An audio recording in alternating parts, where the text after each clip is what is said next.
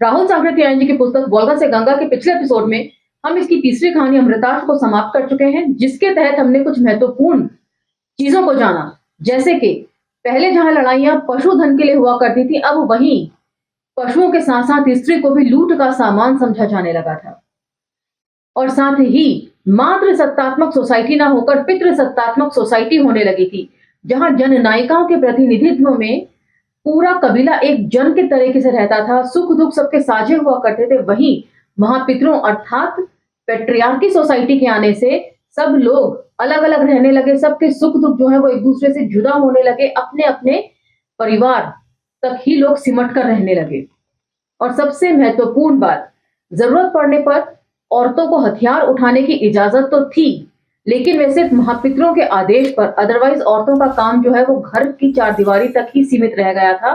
साथ ही लूट कर लाई गई स्त्रियों को रखने के लिए एक पत्नी से ज्यादा पत्नी रखने का रिवाज जो है अब चलन में आ चुका था। इन सब चीजों का जो डिस्कशन था वो हमने पिछले एपिसोड में किया था। उम्मीद है आपको पसंद आया होगा। यदि पसंद आया हो तो लाइक शेयर सब्सक्राइब जरूर कर दीजिएगा। अब यहां से हम आगे बढ़ते हैं अगले एपिसोड और अगली कहानी की तरफ। तो चलिए मेरे साथ। जय भीम, मैं शालिनी और आप देख रहे हैं अंबेडकर नामा। वोल्गा से गंगा की चौथी कहानी का शीर्षक है पुरुहूत।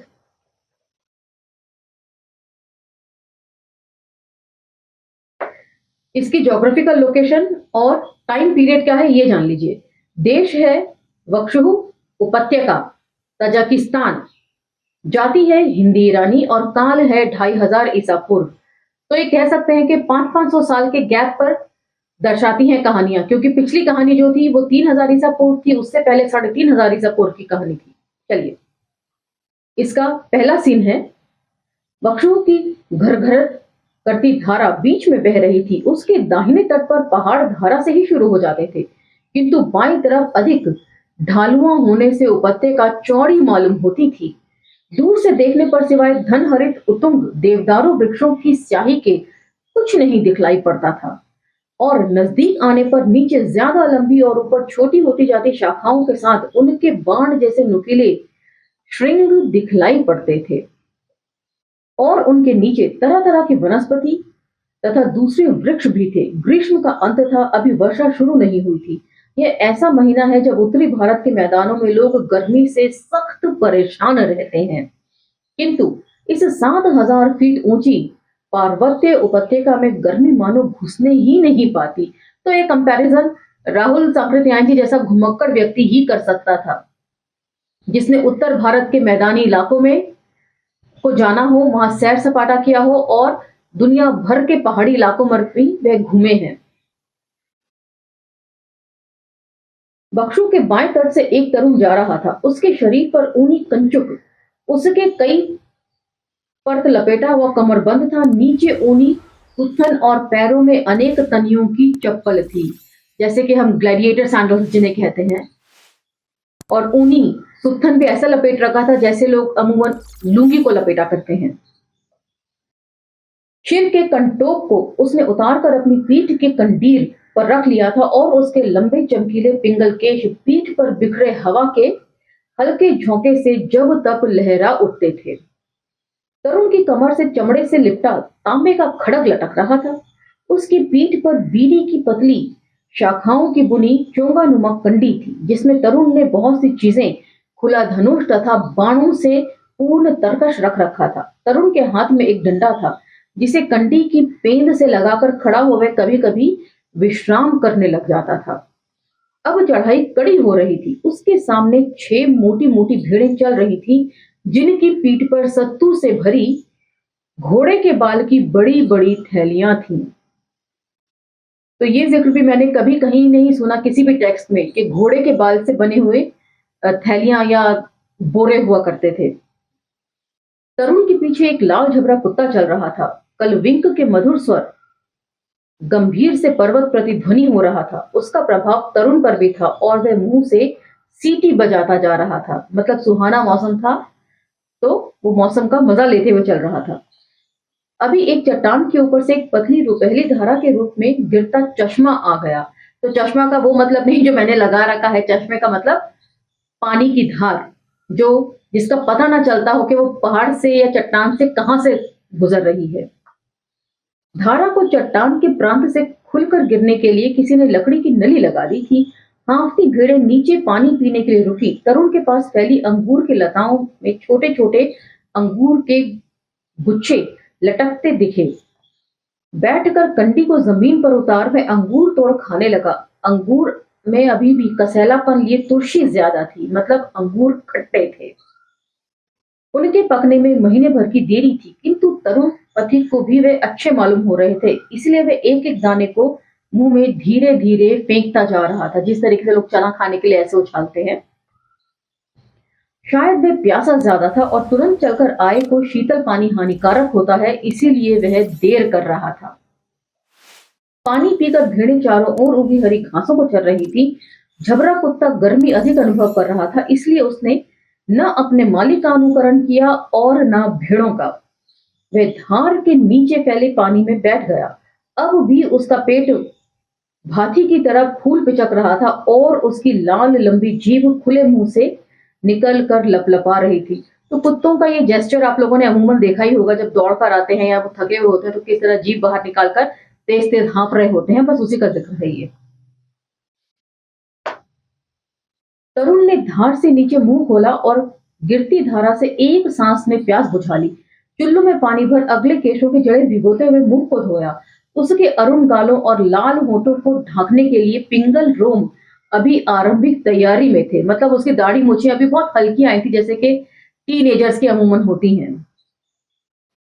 भेड़ों के बड़े मन से चरते देख तरुण कंडी के पास बैठ गया और कानों को तिरछा कर अपनी ओर ताकते झबरे की आंखों के भावों को परख कर कंडी में एक और हाथ से डाल सूखी भेड़ की रान के एक टुकड़े को कमरबंद से लकड़ी चमड़े में बांध तांबे की तेज छुरी से काट काट कर कुछ स्वयं खाने के लिए और कुछ झबरे को खिलाने लगा।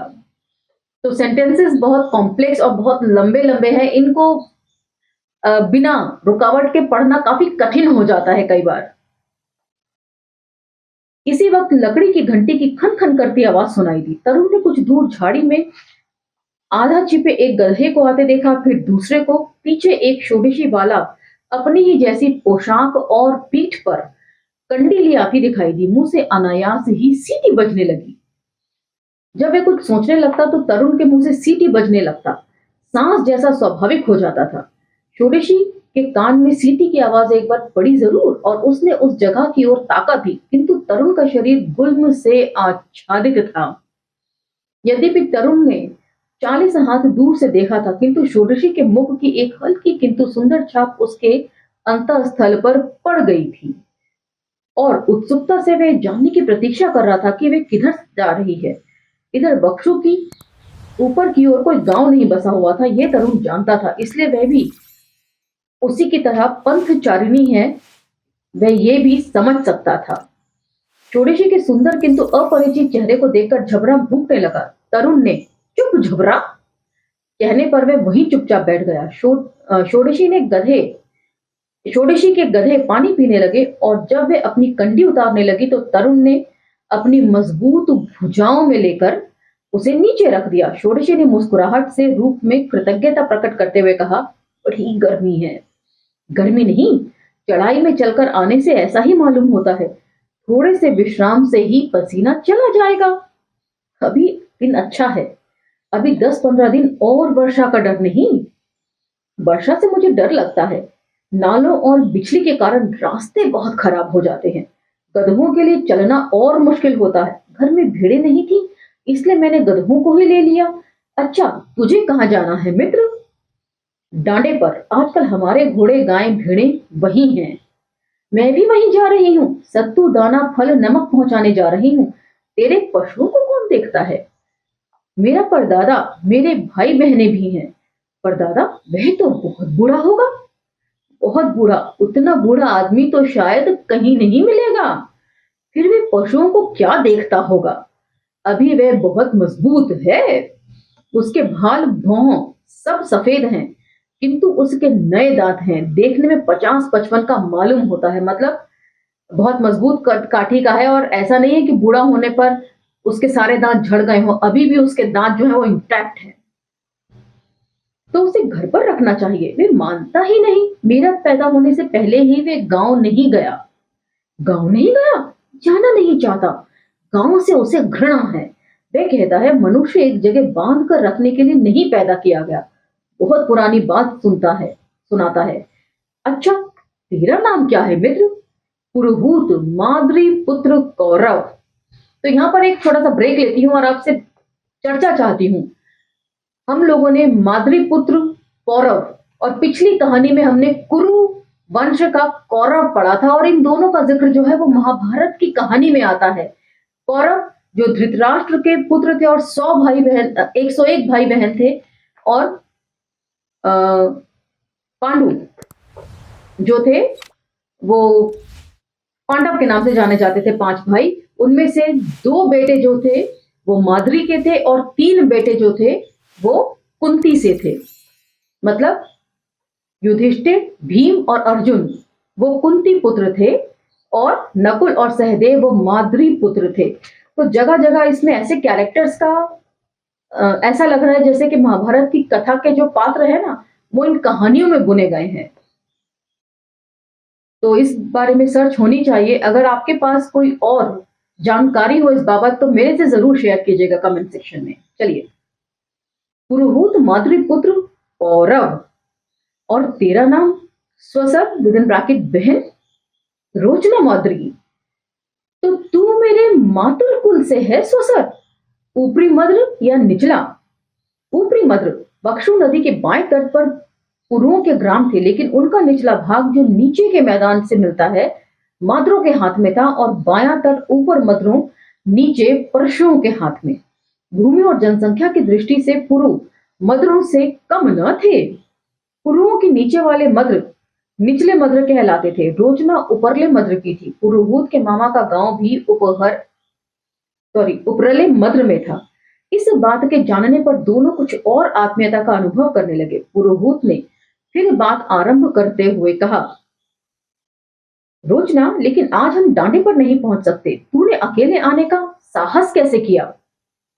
हाँ, मैं जानती थी कि रात को चीते और गधों से बचाना मुश्किल है, लेकिन बाबा के लिए खाने की चीजें लाना जरूरी था। पुरोहित, बाबा मुझे बहुत मानता है।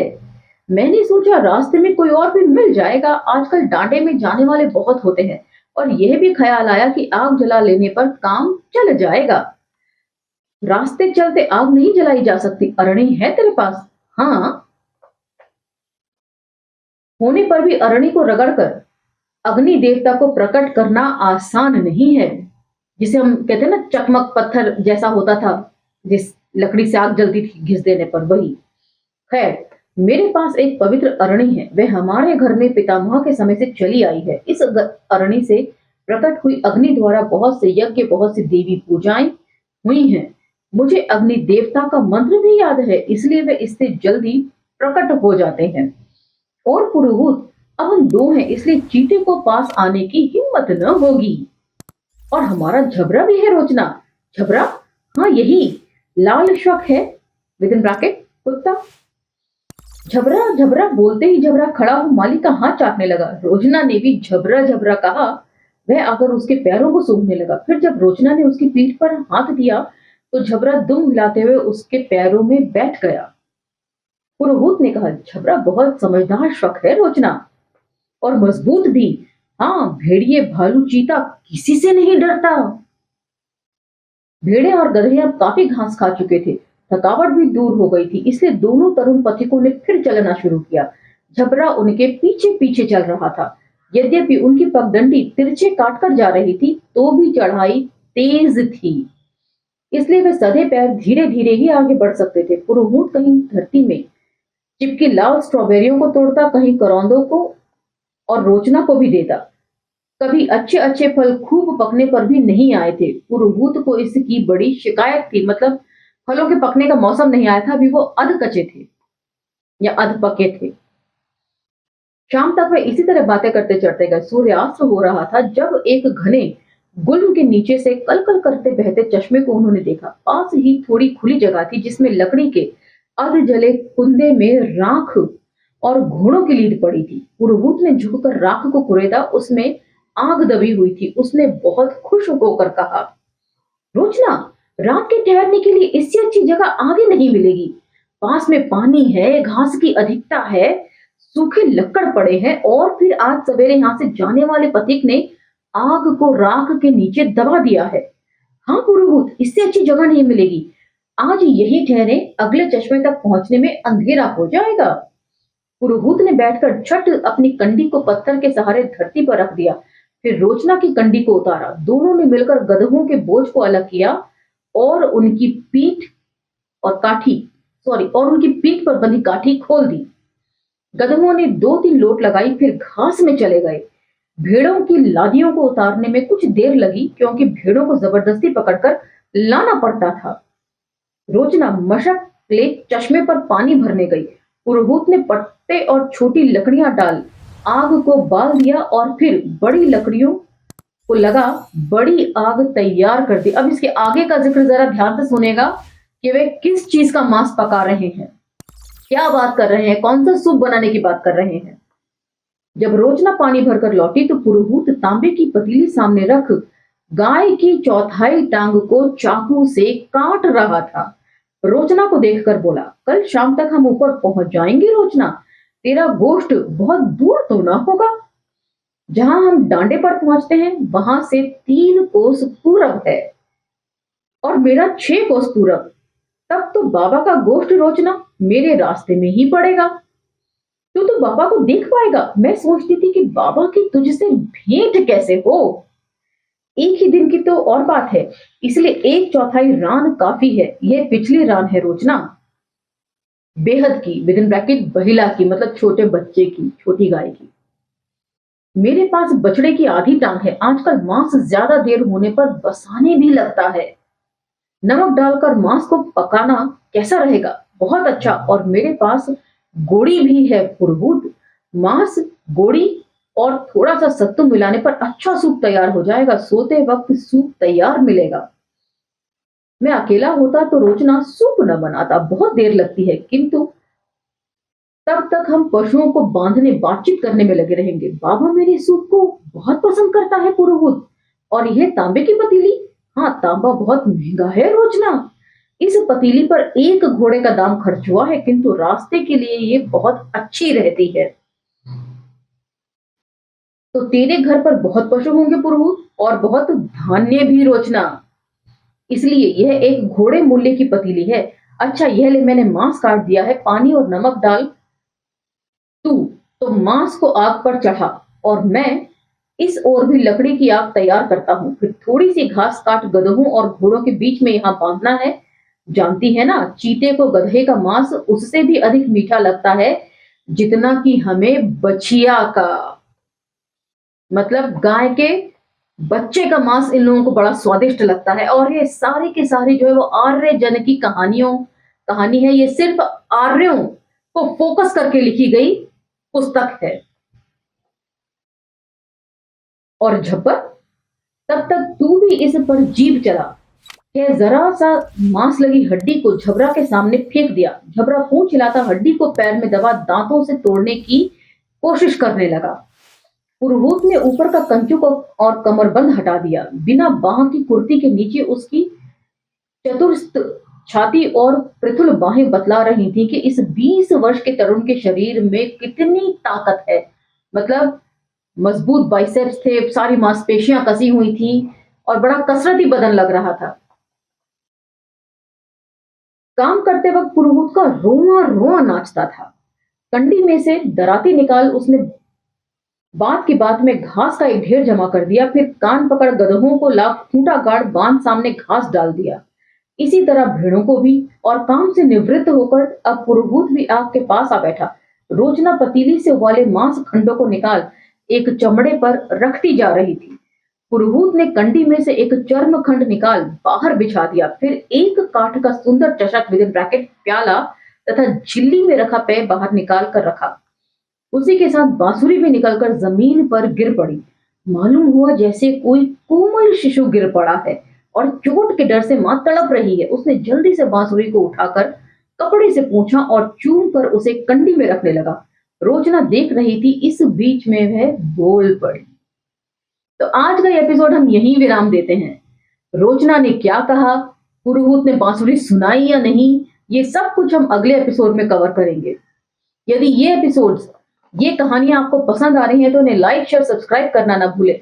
बहुत से लोगों ने कहा है कि उन तक नोटिफिकेशंस नहीं पहुंच रहे हैं, और जांच पड़ताल में मैंने भी पाया कि मुश्किल से 100-150 नोटिफिकेशन ही आप लोगों तक पहुंच पा रहे हैं।